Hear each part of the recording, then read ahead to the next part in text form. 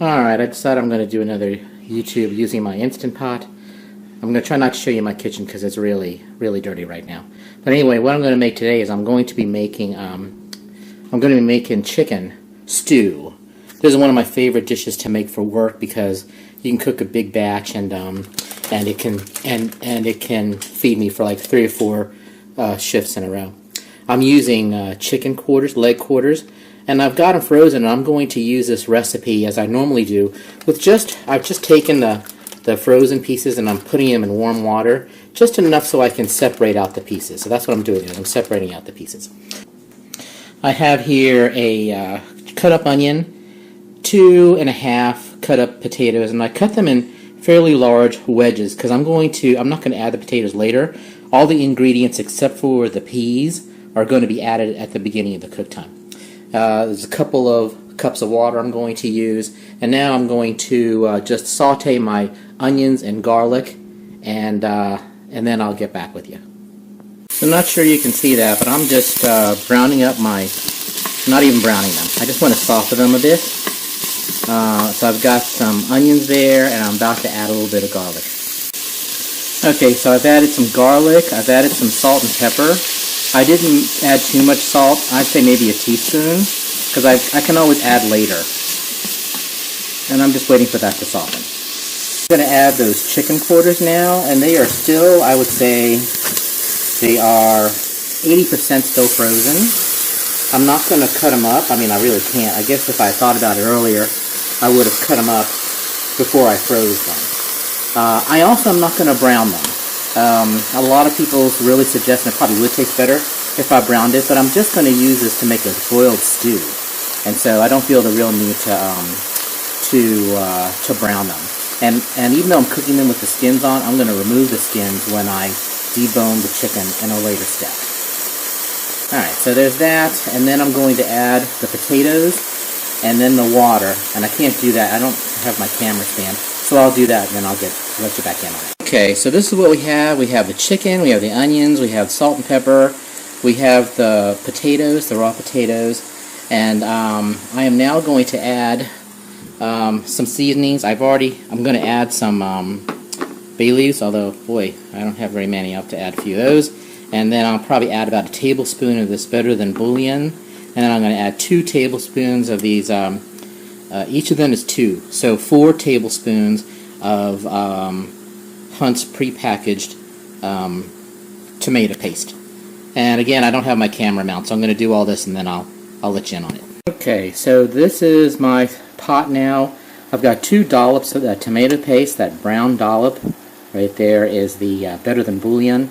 And now I'm going to add enough water to cover, which usually is too much water at the end, but you can always get rid of it if you don't want all that water.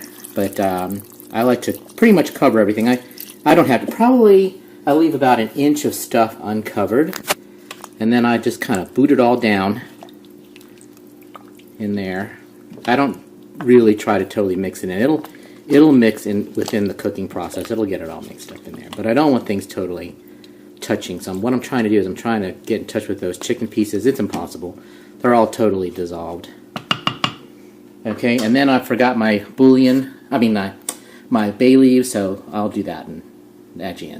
Alright, so I've added what usually should be 2 bay leaves, but all of mine were broken. I'm at the bottom of the jar now. So again, I'm just going to mix it up. It doesn't have to be totally perfect. And then if I have a really thin liquid at the end, I can usually pull everything out, the chicken out, and while it's cooling, I will thicken the broth with some cornstarch. Alright, so now I'm going to put the top on. Alright, so these are my settings. Everything's off. And I've kind of scooped it, or stirred it around so there's not anything stuck to the bottom. And I'm just putting this on. And then I'm going to put the weight thing on. And I've learned from experience to stay with the pot until it's totally pressurized, because sometimes I've had seals fail and then the whole thing boils away. So, okay, so settings, I'm going to put it on my poultry setting for about 20 minutes. 18 minutes, that's fine. Maybe 19, because that minute makes a huge difference. Okay, and then I'll let it cook. Should be beeping here. And then I'm going to clean up stuff, and we'll see you in about 18 minutes.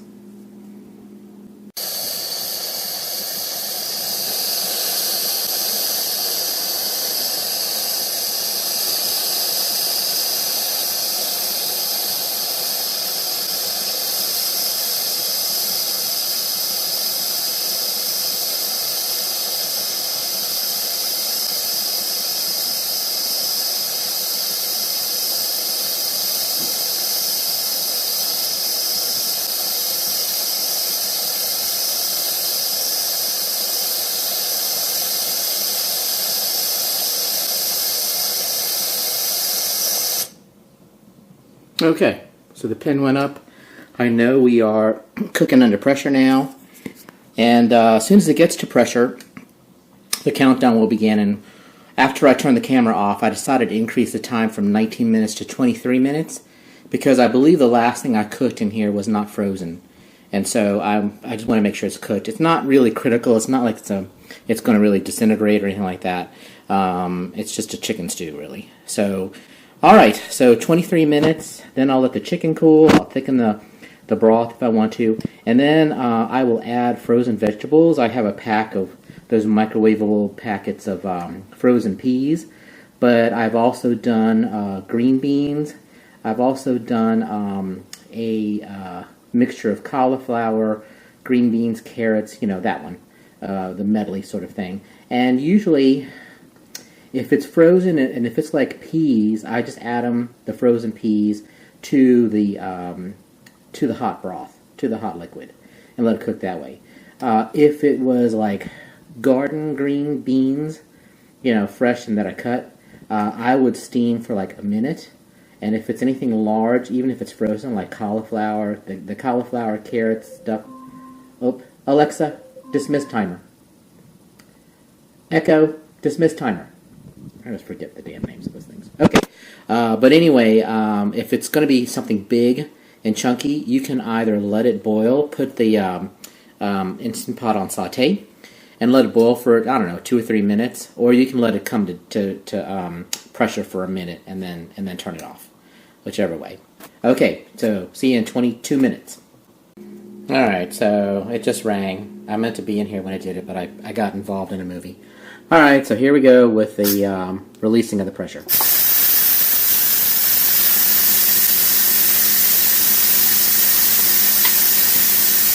This is boring. I'll bring you in at the end.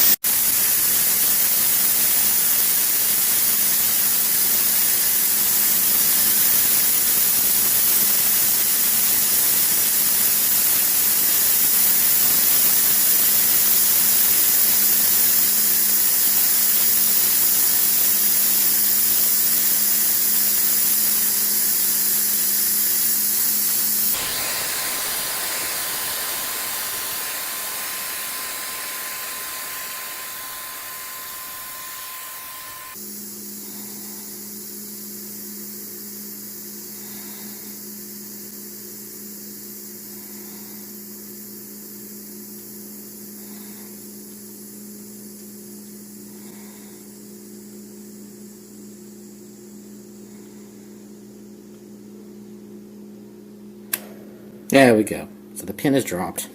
So now we can open up the thing safely, point it away from me, all that good stuff. Alright, so now we're just going to, I'm going to just take a spoon. It looks like it's done okay. It's done alright. Alright, so what I'm going to do now is I'm going to fish out the chicken pieces, which I think now in retrospect I'm not going to cut them up because it's much easier to pull out when they are all, and I'm just going to push into that. It looks, yes, it's totally coming off the bone. Yeah, but I think next time I'm not going to cut them up. It's much easier to fish all the pieces out like this. I'm just putting them on a plate there.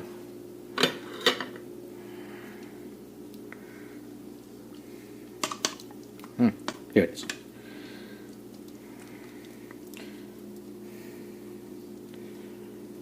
Okay, and I'm just going to let that cool for, I don't know, half an hour, something like that. Alright, so now I'm going to get my frozen vegetable.